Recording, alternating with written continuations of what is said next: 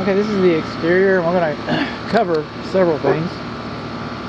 And one thing I like to make note is when I say that the electric disconnect and the electric meter, for that matter, when they're not sealed, that will be in the electric section and the air conditioning section. It won't be on the exterior wall section. So what we have here is looks like there's a mouse trap, and it looks like you have large dogs next to it. We got a little bit of some just small holes between the grout and the brickwork, and these are weep holes. See, brick is a great material. I mean, it's fireplace. The house could burn down, you could reuse the brick. And it's a great insulator for heat and sound, maybe, hopefully. Alright, but brick is porous, so it accepts water. When it rains, the water goes through the brick. We know this. We know this. It's a great building material. Low maintenance.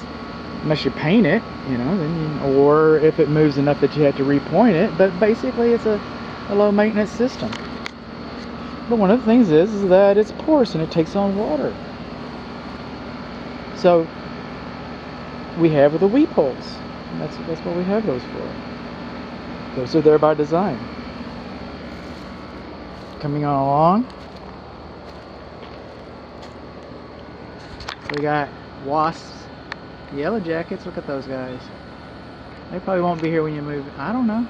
Maybe. It's getting kind of late in the season for those poor guys. They probably like this water right here from this leaking faucet. And we're going to have a video about that. We're going to have a video about this. That's your main water shutoff valve. Coming along, we're going to have a video about the termite baits and the sewer cleanouts. We're going to have videos about those things. Now, remember I was talking about the weep holes? Okay. When you have lintels above your fenestrations, that's like a window or a door, that metal plate is called a lintel.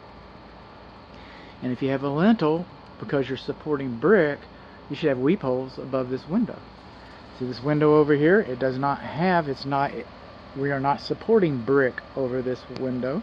We do not have a lintel, so we do not need a weep hole because we do not have brick that's porous absorbing water over this window. Over this window we have brick that is porous absorbing water, so we should have had a lintel there.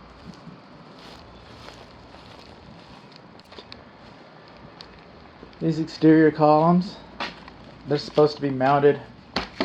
They're supposed to be mounted on metal stands. I can't see if there's stands underneath there. I don't know. Maybe there are. I doubt it.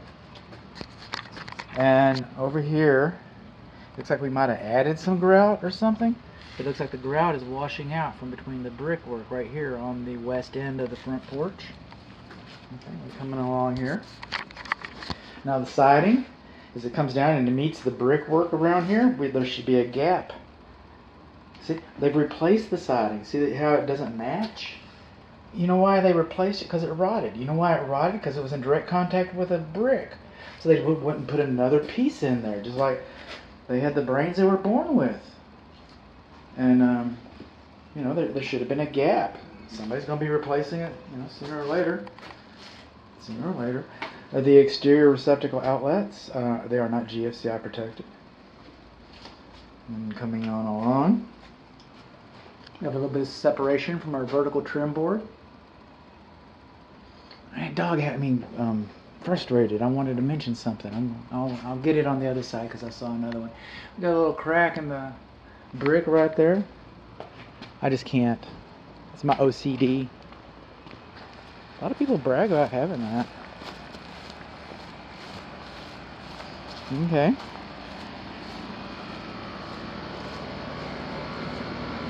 You see the peeling paint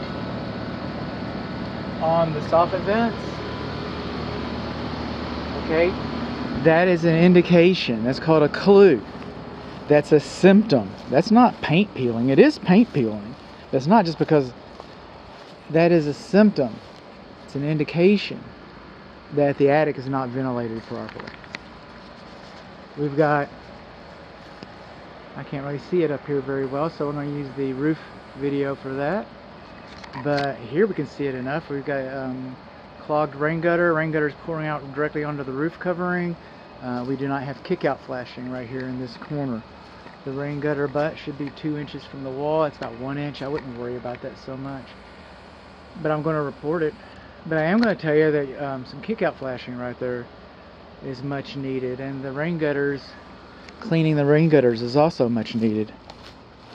Now we're going to fast forward again back to where we were. Back to where we were talking about the vertical trim board separating from the brickwork. We're going to move on along. The exterior light fixtures, they should be sealed. You think water can get in there? I do. I sure do. Coming on, this is the exterior walls. So we're kind of going to go in here. And we're already going to talk about the door being installed inside out. We're going to get to the electric service panel. We're going to get to all this. But this is just kind of like taking a tour. So you get to see it all. So that's what we're doing. We take tours. Coming along, exterior light fixture again should be sealed. And you can tell they've done some repairs. That was doing some separation. This exterior's been painted. Rain gutters discharge. They don't discharge far enough away.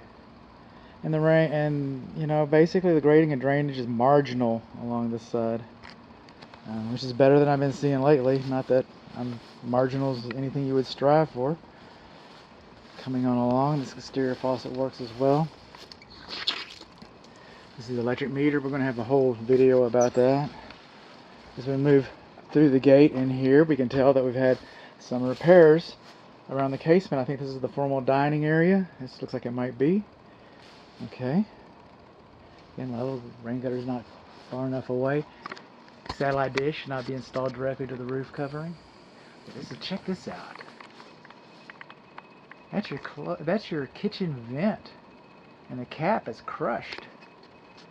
I don't know how the kitchen vent's going to vent, and it's got some other problems too.